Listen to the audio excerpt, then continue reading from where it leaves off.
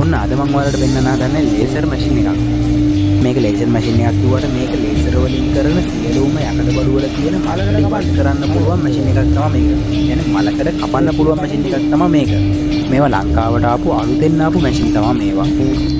මෙන්න මේ මැෂින් එක ගැන කිව්වොත් මේක වෙල්ඩින් කරන මැෂින් එකක්. මේක කිසිම බොරයක් ග්‍රයින්ඩර් කරන්න කිසිම කැටලෝ දාන්න මොකොත් ඕනේ නැහැ. වෙල්ඩින් එක පිළිවෙලට ලස්සනට වෙනවා. බලන්නකො මෙන්න මේ වෙල්ඩින් එක ගන්න මේක ලේසර් මික් වෙල්ඩින් එකක්. බලන්න ලස්සනට මේ වෙල්ඩින් එක වදින පිළිවෙලට මාරම් පාසු මැෂින් එකක් තමයි මේක. ලංකාවේ දැනට ටිකක් තියෙනවා. මේ වගේ මැෂින් එකක් ගන්න තියෙනවා නම් මාරම් වටිනවා. පේනවනේ මේ වෙල්ඩින් එක වැදිලා තියෙන විදිය. හරියටම පිළිවෙලට තියෙනවා. මෙන්න මේ මැෂින් ගැන කිව්වොත් මේවා ලංකාවට ආපු අලුත්ම මැෂින්. මේවා රොබෝ ආම්. මේ වෙල්ඩින් කරන්න පුළුවන්, කපන්න පුළුවන් රොබෝ අත් තමයි මේ තියෙන්නේ. ලංකාවට අලුත්ම මැෂින්.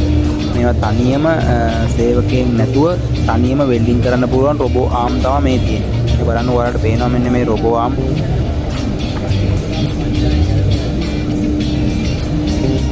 මැෂින් එකට දෙන්න විතරයි තියෙන්නේ. එයාලට ඕන විදිහට ලස්සනට වැඩේ කරනවා.